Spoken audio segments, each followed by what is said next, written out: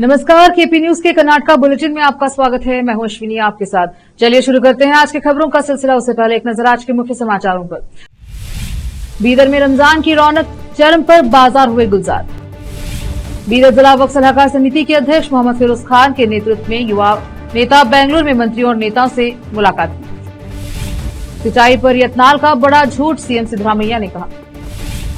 अनुबंधों में मुस्लिम कोटा, सरकार का कहना है कि यह विधेयक बेरोजगारी की समस्या से निपटने के लिए है।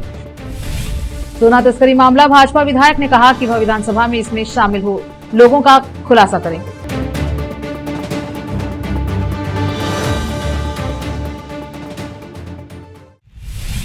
समाचारों का सिलसिला शुरू करते हुए देखते हैं समाचार विस्तार से।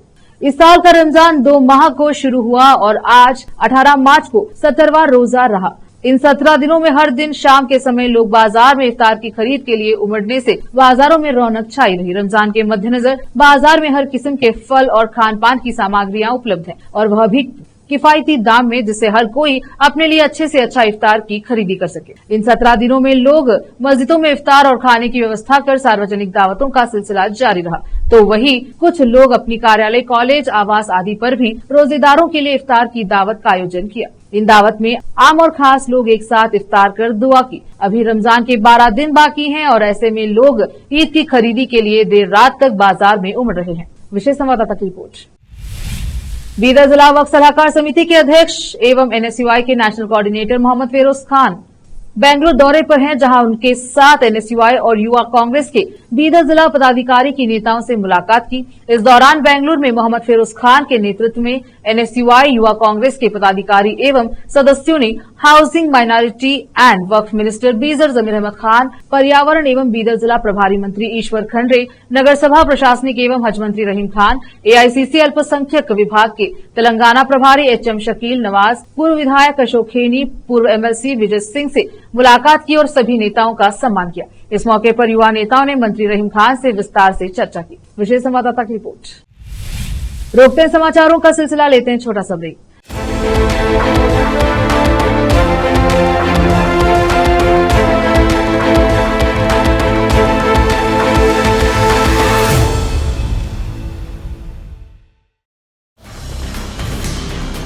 हिंदुस्तान के हर कोने में हम हैं मौजूद।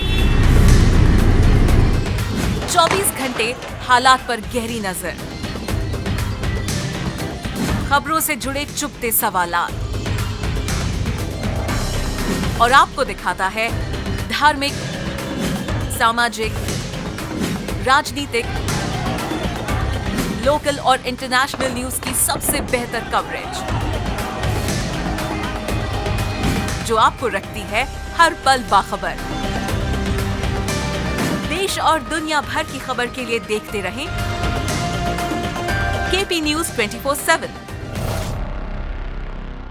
नूर एजुकेशन ट्रस्ट बीदर की ओर से चलाए जाने वाला Noor MEd and BEd college Bidar, recognised by NCTE Delhi and affiliated to Bidar University, Bidar. Admission are open for the academic year 2023-24. विशेषज्ञ और सक्षम शिक्षकों द्वारा शिक्षा प्राप्त करने के लिए नूर एमएड एंड बीएड कॉलेज में दाखिला लें और शांत वातावरण में शिक्षा प्राप्त करें। बीदर शहर में बेहतर शिक्षा का एकमात्र केंद्र Noor MEd and BEd college, Shahpur gate, Bidar. Phone numbers 9945283920, 8482221297। Break के बाद स्वागत है आपका, देखते हैं समाचार।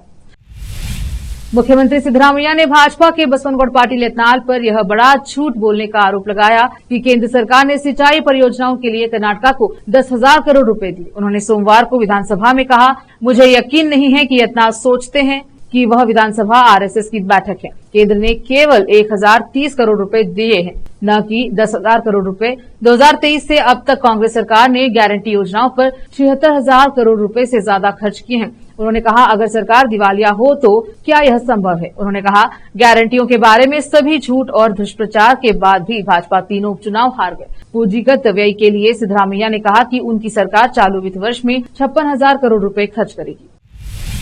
विपक्षी विधायकों के शोरगुल और अनियंत्रित व्यवहार ने विधानसभा अध्यक्ष यूटी खादर को इतना नाराज कर दिया है कि उन्होंने सोमवार को विधायकों को चेतावनी दी है कि अगर वे अपने व्यवहार में सुधार नहीं करते तो वे उन्हें सदन में बाहर भेज देंगे। सोमवार को विधानसभा में राज्यपाल के अभिभाषण पर मुख्यमंत्री सिद्धरामैया ने जवाब देने के दौरान पूरी तरह से अराजकता फैल गई है। अब अध्यक्ष ने बेलथांगड़ी के भाजपा विधायक हरीश पूंजा को सदन से बाहर जाने को कहा क्योंकि वे अपनी निर्धारित कुर्सी पर बैठने से इनकार कर रहे थे, तो स्थिति पूरी तरह अराजकता में बदल गई है। अनुसूचित जाति उपयोजन और जनजाति उपयोजना SC ST TSP विधियों को गारंटी योजनाओं के लिए कथित रूप से डाइवर्ट करने के मुद्दे पर सत्तारूढ़ और विपक्षी सदस्यों के बीच तीखी नोकझोंक हुई। यह मुद्दा भाजपा सदस्यों से उस समय उठाया जब मुख्यमंत्री अपना जवाब दे रहे थे। खादर ने कहा कि हर चीज की एक सीमा होती है। उन्होंने सदन में हंगामा कर रहे भाजपा सदस्यों से कहा, अगर आप सुनना नहीं चाहते हैं तो सदन से बाहर चले जाइए, नहीं तो मुझे आपको बाहर फेंकना पड़ेगा। या तो बैठकर सुनिए या फिर चले जाइए।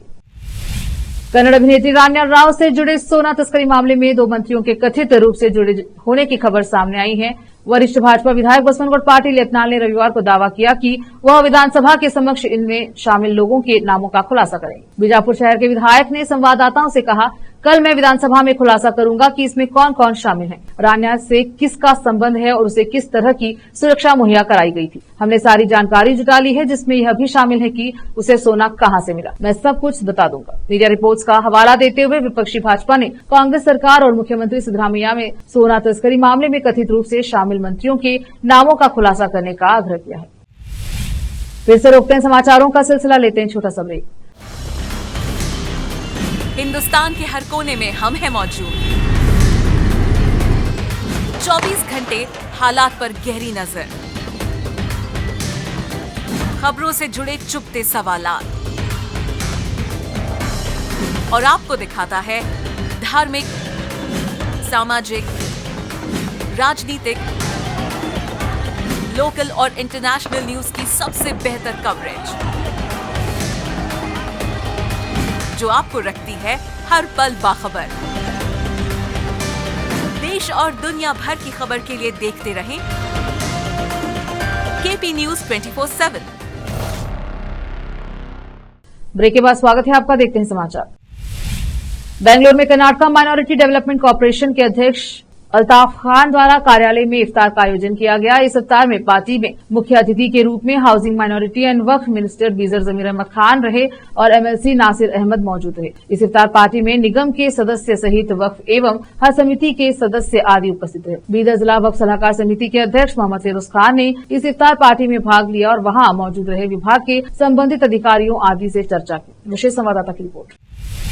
सिद्धरामैया प्रशासन ने मंगलवार को विधानसभा में एक विधेयक पेश किया जिसमें बेरोजगारी की समस्या से निपटने के लिए निविदाओं में मुसलमानों के लिए 4% आरक्षण प्रदान करने का प्रावधान है। भाजपा, जो इसे अल्पसंख्यकों का तुष्टीकरण और असंवैधानिक दुस्साहस बताकर इसका विरोध कर रही है, ने कहा कि वह कर्नाटक सरकार के विधेयक को अदालत में चुनौती देगी। पिछले सप्ताह शुक्रवार को मंत्रिमंडल ने कर्नाटक सार्वजनिक खरीद में पारदर्शिता विधेयक को मंजूरी दे दी थी, जिसे मुसलमानों को आरक्षण प्रदान किया जा सके, जिन्हें 4% कोटे के साथ अन्य पिछड़ा वर्ग OBC के तहत श्रेणी 2 में वर्गीकृत किया गया है।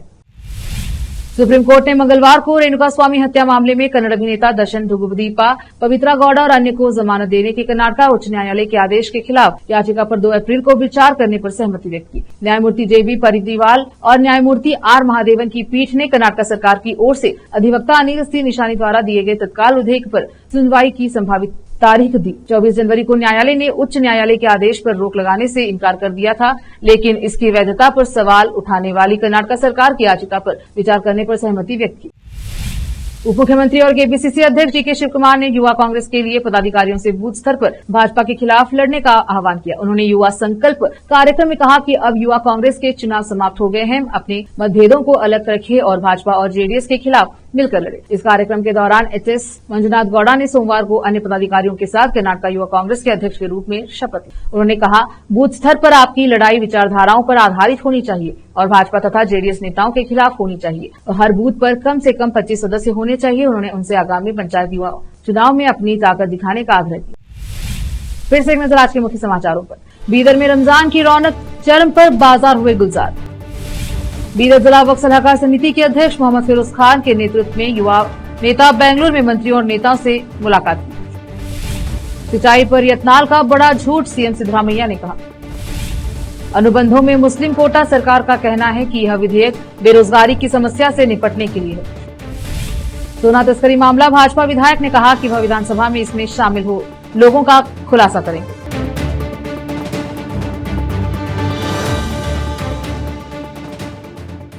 केपी न्यूज के कर्नाटका बुलेटिन में अब तक के लिए इतना ही। देखते रहे केपी न्यूज 24/7।